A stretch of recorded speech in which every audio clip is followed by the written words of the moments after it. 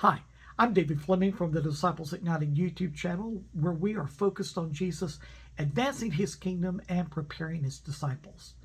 Now, this is the last week that we're going to be studying the Apostle Paul, his life in ministry.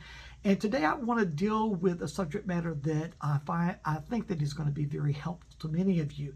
And it's this, that Paul had to deal in a world that is very similar to the world that we live in today.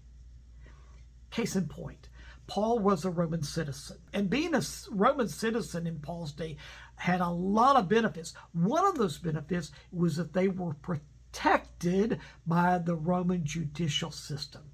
But the judicial system that Paul had to maneuver through was not really too much different than the judicial system that we have in our country.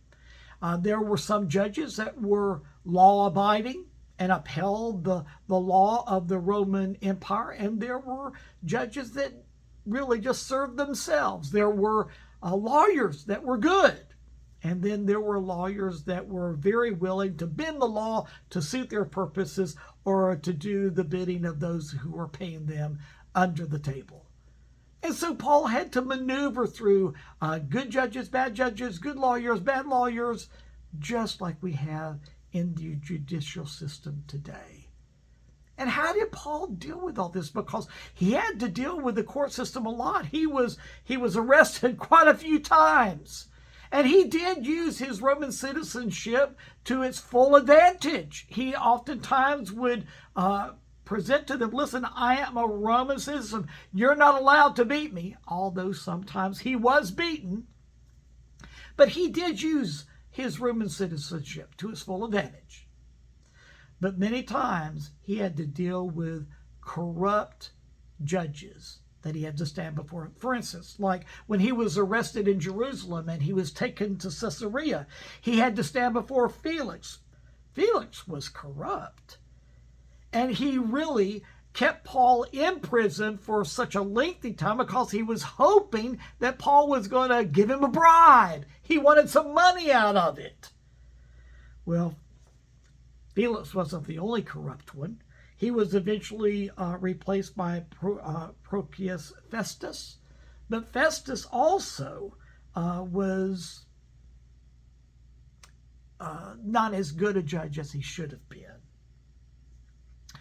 But he was only kept in office for a short period of time before King Agrippa came into the scene, and Paul stood before him. And King Agrippa did have knowledge of Judaism, and Paul appealed to him and brought his case before him. But finally, he just appealed to Caesar, and he was going to be sent to Caesar.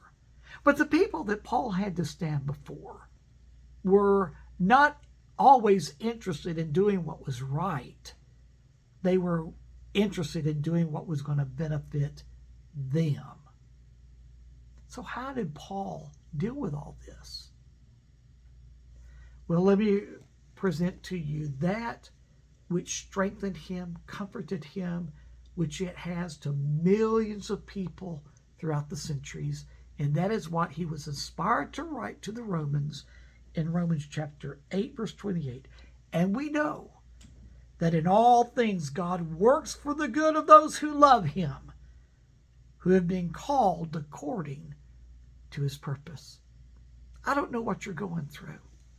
Maybe you are suffering unjustly and having to answer to those who are not interested in doing what's right, but they're interested in doing that which is going to benefit themselves.